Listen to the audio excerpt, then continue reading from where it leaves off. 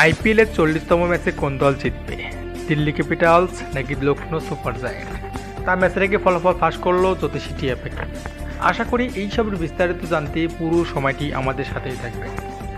IPL 2025-এর এই মৌসুমে 40তম ম্যাচে মুখোমুখি হতে যাচ্ছে দুইটি মহাশক্তি দল, লখনৌ সুপার জায়ান্ট বনাম দিল্লি ক্যাপিটালস।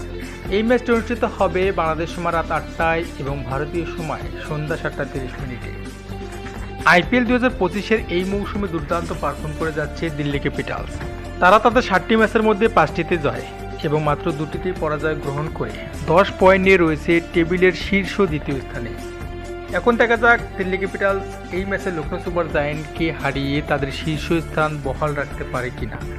অন্যদিকে লখনৌ সুপার জায়ান্ট তারা তাদের 8টি ম্যাচের মধ্যে 5টিতে জয় এবং 3টিতে পরাজয় গ্রহণ করে 10 পয়েন্ট নিয়ে রয়েছে টেবিলের 5মতম স্থানে। এই ম্যাচে লখনৌ সুপার জায়ান্ট দিল্লি ক্যাপিটালসকে হারাতে পারলে তাদের পয়েন্ট টেবিল হবে 4র্থ স্থান।